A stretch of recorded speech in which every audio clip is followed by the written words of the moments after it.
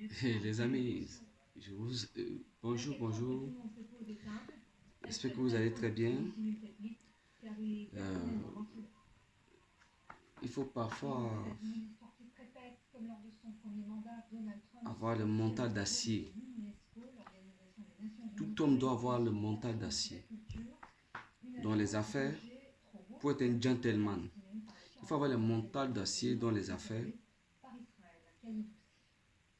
dans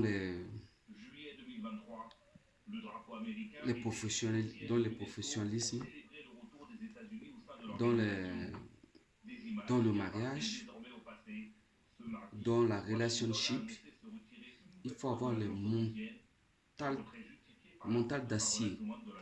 Parce que ce que tu vas confronter parfois, ça va te surprendre. Les attitudes de l'entourage, des collaborateurs, des familles, de celui ou celle que tu vis dans le foyer et des partenaires d'affaires. Parfois, c'est imprévisible. Parce que ce que l'humain prépare dans sa tête, si tu n'as pas un discernement divin, tu ne peux pas capter et tu seras surpris. C'est là où les gens parlent de la déception, les gens parlent de, de la trahison, les gens parlent de beaucoup de choses.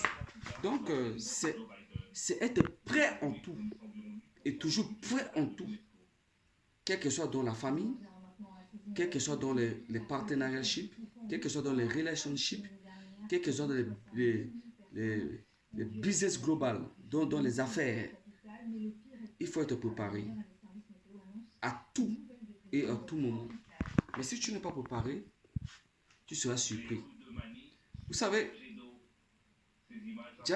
Satan, le Lucifer, il était le patron d'adoration auprès de Dieu.